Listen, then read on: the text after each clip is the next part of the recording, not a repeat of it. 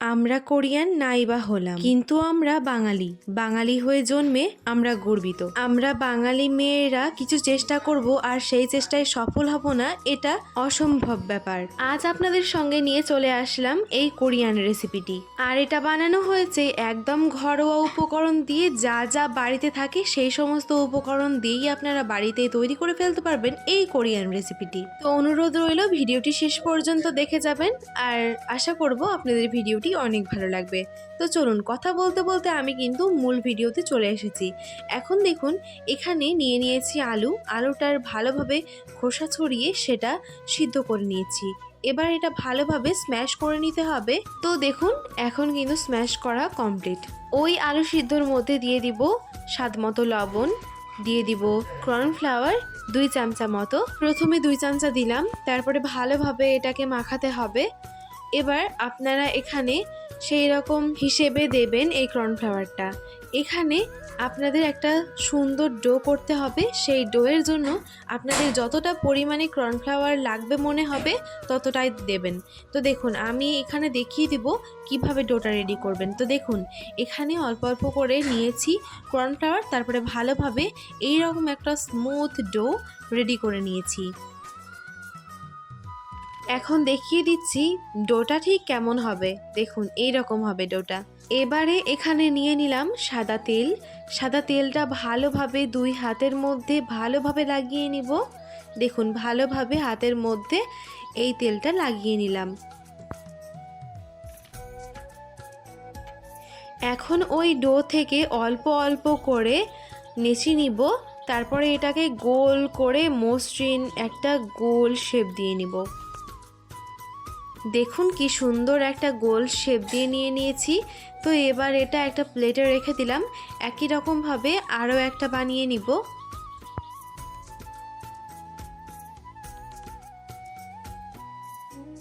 একই রকমভাবে সবগুলো বানিয়ে নিচ্ছি, তারপরে ফিরে আসছি। তো দেখুন, এখানে কিন্তু সবগুলো রেডি করে নিয়েছি। এবার এটা একটা সাইডে রাখছি। এবার এখানে দেখুন, একটা এইরকম সাইজের বোতল নিয়ে নিয়েছি। এবার এখন বোতলের ছিপিটা খুলে দেব। এবার যেটা করব, এই যে খোলা মুখটা, এতে অল্প একটু এরকমভাবে সাদা তেল লাগিয়ে নিব, ঠিক যেমনভাবে ভিডিওতে দেখছেন। তারপরে যেটা করব, এখান থেকে একটা গোলগুলো নিয়ে নিব। তারপরে এটাকে একটু হালকা করে হাতে চেপে দিব, ঠিক যেমনভাবে ভিডিওতে দেখছেন। হালকা করে চেপে নিয়েছি।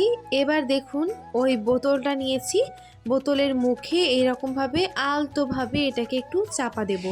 এতেই কিন্তু এখানে একটা সুন্দর শেপ চলে আসবে। কি সুন্দর শেপটা এসেছে দেখুন, একদম সেই মাশরুম মাশরুম লাগছে, তাই না? মানে পটেটো মাশরুম। তো যাই হোক, এইরকমভাবেই এইগুলো রেডি করে নিব। দেখুন, একই রকমভাবে একটু হাতে চাপা দিয়ে নিলাম, তারপরে ওতে আরও একটু তেল লাগিয়ে নিলাম, তারপরে এটা এইভাবে আলতোভাবে চাপা দিয়ে দিলাম। এরকমভাবেই কিন্তু এটা রেডি হয়ে যাবে।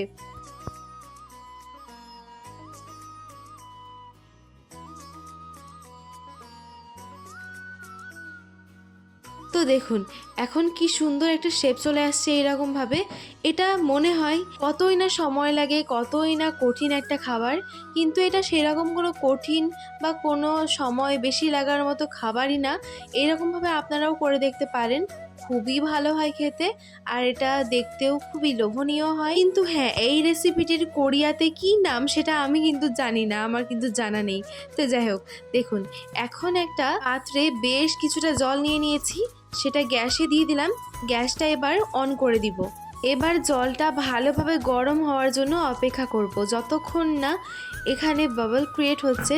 মানে জলটা যখন ভালোভাবে ফুটে আসবে, তখন এর মধ্যে এক এক করে ওই পটেটো মাশরুমগুলোকে দিয়ে দিব। আদৌ এই নামটা কোরিয়াতে আছে কিনা আমি জানি না, আমি নিজে নিজেই এই নামটা দিয়েছি পটেটো মাশরুম। তো যাই হোক, দেখুন, এখন এক এক করে এগুলো দিয়ে দিলাম। যখন এইগুলো দেবেন তখন দেখবেন ভেতরে একেবারে পড়ে যাবে, জলে একদম ভেতরে চলে যাবে। কিন্তু যখন এটা ভালোভাবে কুক হয়ে যাবে, তখন এটা জলে ভেসে ভেসে উঠবে। দেখুন, এই মুহূর্তে কিন্তু এটা কুক হয়ে এসেছে ভালোভাবে, তাই উপরে জলের উপরে একদম ভেসে উঠেছে, আপনারা সেটা দেখতেই পাচ্ছেন। আর এটা অনেকটাই আগের তুলনায় অনেকটাই ফুলে উঠেছে। তো যখন এটা ভালোভাবে কুক হয়ে যাবে, তখন এটা এরকমভাবে ভেসে উঠবে, তখন বুঝে নেবেন এটা হয়ে গিয়েছে। তো দেখুন এটা আমাদের হয়ে গিয়েছে। এখন এটা ভালোভাবে জল ঝরিয়ে তুলে নিব।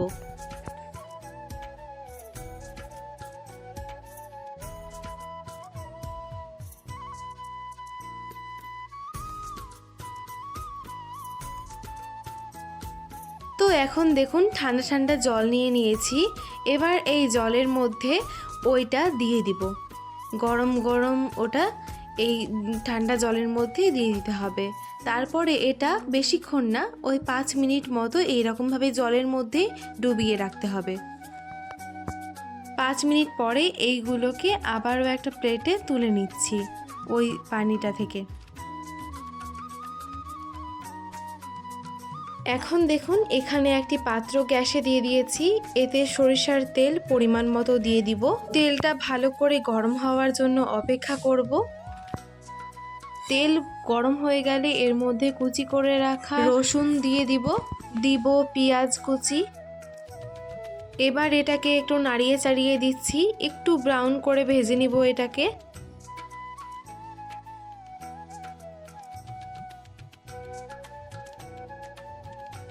এবার এখানে অ্যাড করতে হবে টমেটো কুচি। আবারও এটাকে একটু নাড়িয়ে চাড়িয়ে নিচ্ছি। এইভাবেই নাড়াতে চাড়াতে টমেটোটাকে 50% সিদ্ধ করে নিতে হবে। এবার এখানে কাশ্মীরি লঙ্কা গুঁড়ো, মিক্সড মশলা, স্বাদ মতো লবণ দিয়ে দিব, একটু নাড়িয়ে দিব এটাকে। মশলা দেওয়ার পরে এটাকে কিছুটা সময় নিয়ে কষিয়ে নিতে হবে। কষাতে কষাতে দেখবেন 100% ওই টমেটো কুচিটা সিদ্ধ হয়ে যাবে। তারপরে এর মধ্যে দিয়ে দিতে হবে 1 চামচা টমেটো কেচাপ। সেটা দিয়ে দেওয়ার পরে আবারও ভালোভাবে এটাকে নাড়িয়ে চাড়িয়ে নিতে হবে। দিয়ে এখানে অল্প পরিমাণে জল অ্যাড করতে হবে। দেখুন অল্প একটু জল অ্যাড করছি, আস্তে আস্তে অল্প অল্প করে জল দিচ্ছি। জল দিয়ে আবার একটু ভালোভাবে নাড়িয়ে নিব। মানে এটা একটু লাল লাল বেশ দেখতে যাতে ভালো লাগে এইরকম একটা লাল লাল গ্রেভি তৈরি করে নিতে হবে।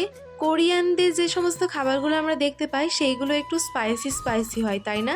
তো এটা স্পাইসি করার জন্য এইরকম একটু লাল লাল একটা গ্রেভি করে নিতে হবে। দেখুন আরও একটু জল দিলাম, জল দিয়ে এটা ভালোভাবে মেশাতে থাকবো। একটা সুন্দর ঘনত্বের এরকম একটা গ্রেভি করে নিব।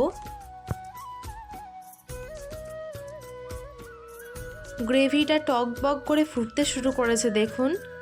আবারও এটাকে একটু নাড়িয়ে চাড়িয়ে নিচ্ছি। আর খুবই সুন্দর হয়েছে, লোভনীয় একটা গ্রেভি রেডি হয়েছে দেখুন। এখন কিন্তু আমাদের রেডি হয়ে গেছে গ্রেভিটা। আর ঘনত্বটা কেমন সেটা তো আপনারা দেখতেই পাচ্ছেন। তো এবার যেটা করব, এই রকম অবস্থাতে ওই সিদ্ধ করা যে সমস্ত আলুগুলো করলাম, মানে পটেটো মাশরুমগুলো, সেইগুলো এক এক করে এর মধ্যে দিয়ে দিব।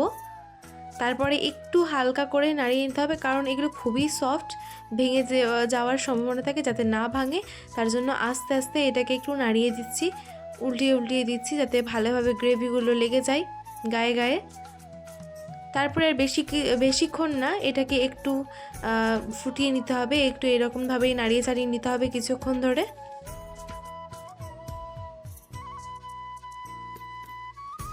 তারপরে এখানে এবার একটু চিনি দিয়ে দিব, এটা একটু স্বাদ বাড়াবে এটার। তো দেখুন অল্প একটু চিনি দিয়ে দিলাম, বেশি না। তারপরে আবারও এটাকে ভালোভাবে একটু নাড়িয়ে চাড়িয়ে নিতে হবে। তারপরে কিছুই না, কিছুক্ষণ একটু ওই 5 মিনিট মতো কি 4 মিনিট মতো একটু নাড়িয়ে চাড়িয়ে নিব, তাহলেই কিন্তু আমাদের এটা রেডি হয়ে যাবে।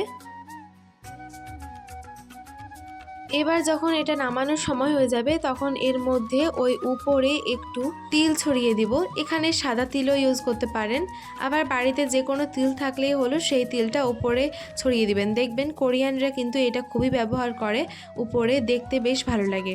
তো সেখানে দেখুন তিল দিয়ে দিয়েছি। এবার এটা কতটা সুন্দর লাগছে দেখুন। এখন আমাদের এটা রেডি হয়ে গেছে। এবার একটা প্লেটে এটা সার্ভ করে নিচ্ছি।